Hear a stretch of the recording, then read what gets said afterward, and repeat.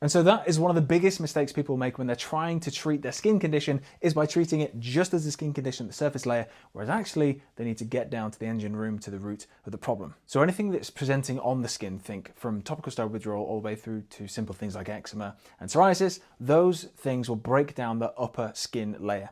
But notice it doesn't start at the skin. So if we draw a picture, a very basic picture of the upper layer of this skin barrier, okay, with all these skin cells, all right, we won't go into too much detail here, but imagine it, look, it looks like a brick wall with these skin cells moving up from the bottom.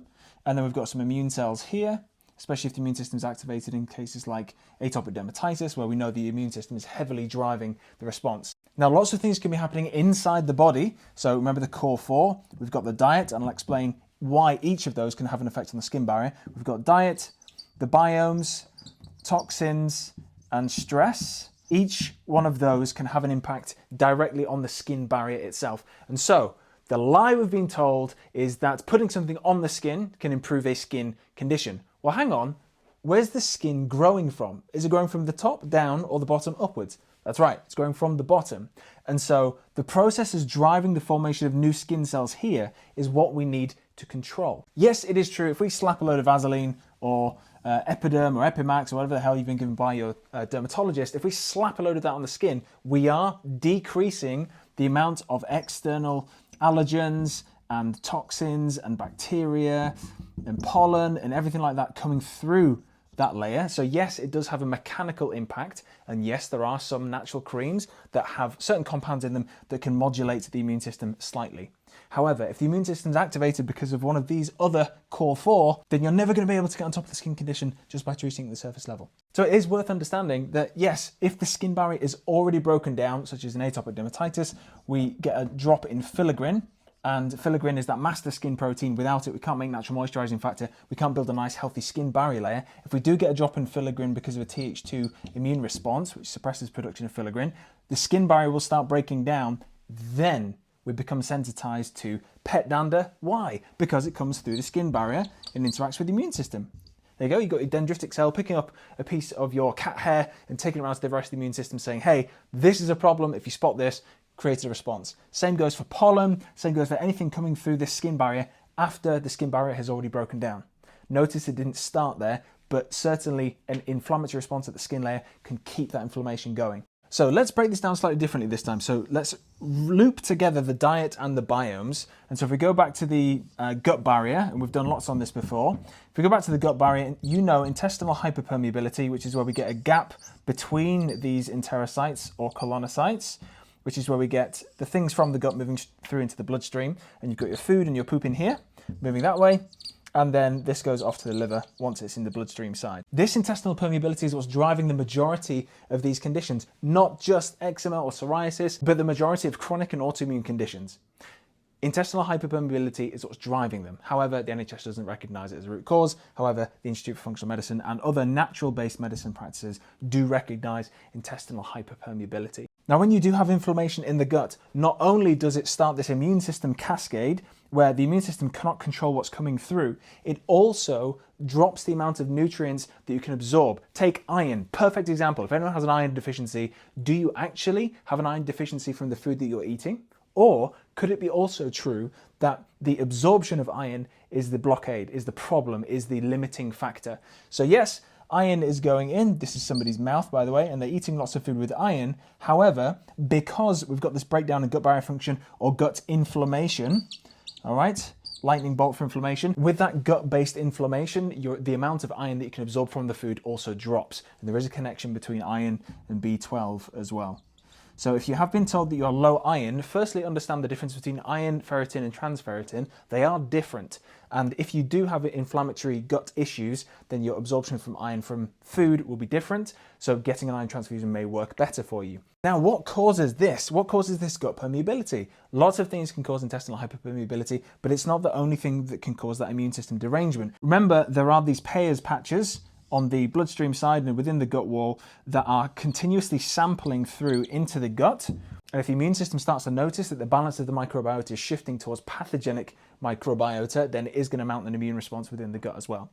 So understanding you don't have to have intestinal hyperpermeability for this gut-based inflammation to be a problem. That's why the people who do get the GI mapping test done, the stool samples, they'll notice that the zonulin score is normal. However, they are still having a gut-based immune response. The zonulin is just a proxy score for the amount of gut permeability. If zonulin is high, it tells us that there is intestinal hyperpermeability. You don't have to have that for the immune system to be having a response to what's going on inside the gut. Same as the lymph nodes. So notice in conventional medicine or allopathic medicine, if your lymph nodes are inflamed, like in the groin area or even in the neck, what they want to do, first of all, is take a biopsy because it could be cancer.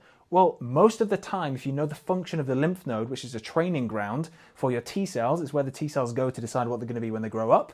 That's why they get swollen. If there is an internal infection or pathogenic overgrowth, your lymph nodes will swell because the T cells are going to the lymph nodes. This is a lymph node. T cells are gathering in here, then being passed or given. Remember we spoke about this CAT antigen over here. They're being given whatever the immune system has picked up, and then the T cells say, okay, we're going to train to be that. And in this example, let's say they turn into Th2 cells, and then off they go to the rest of the body. In the case of atopic dermatitis, the T cells become Th2 cells.